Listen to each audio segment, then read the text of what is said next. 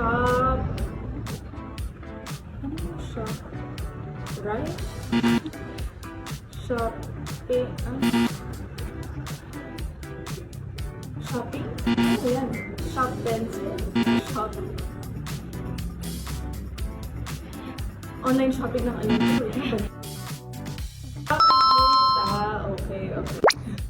Ang hirap naman ito. Lipstick. Promises are meant to be broken. Scam. Fool me once, shame on you. Fool me twice, shame on you.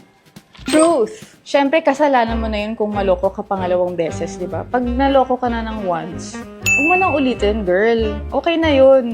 O, tantos na tayo sa una. Huwag ka nang magpangalawa. Keep your friends close, but your enemies close. Scam. Ako kasi yung tipong tao, pagka hindi na tayo okay, cut off na talaga. I forgive, but I rarely forget. Wow. You only live once. Truth. Totoo yun. Kaya kung may gusto kang gawin sa buhay, pursue it and do whatever you want to do. Basta wala kang sinasaktan o tinatapakang tao. Absence makes the heart grow fond. Scam. Hindi ako naniniwala dun. Huwag basta-basta magtitiwala.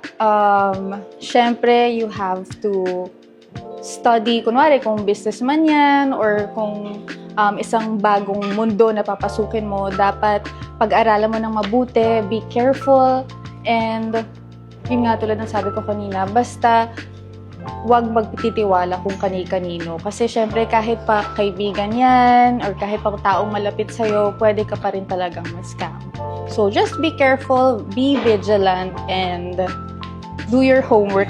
School pala, no? Study. Kumbaga, pag-aralan mo yung papasukin mong bagay. So, yun.